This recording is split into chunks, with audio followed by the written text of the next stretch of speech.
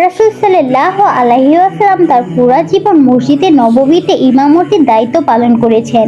বলা বাহুল্য যে তার উপস্থিতিতে আর কে নামাজ পড়াবে, আর রাসূল সাল্লাল্লাহু আলাইহি ওয়াসাল্লাম থেকে বেশি আর কোন ব্যক্তি জামাতে পাবন্দি করবে।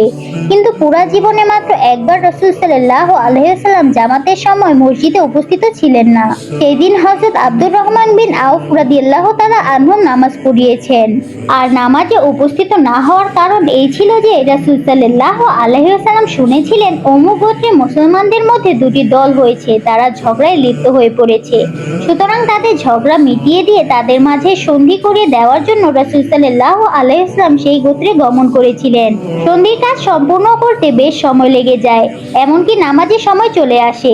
সাহাবায়ে কেরাম রাদিয়াল্লাহু তাআলা আনহুগণ যখন দেখলেন রাসূল সাল্লাল্লাহু আলাইহি ওয়াসাল্লাম আসছে না, তখন তারা হযরত আব্দুর রহমান বিন আউফ রাদিয়াল্লাহু তাআলা আনহুকে ইমামতির জন্য আগে বাড়িয়ে দিন এবং তিনি নামাজ পড়ান।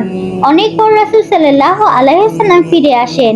পুরা জীবনে এই একবার এমন হলো যে সুস্থ অবস্থায় রাসূল সাল্লাল্লাহু আলাইহি ওয়াসাল্লাম নামাজের সময় মসজিদে নববীতে উপস্থিত হতে পারেননি।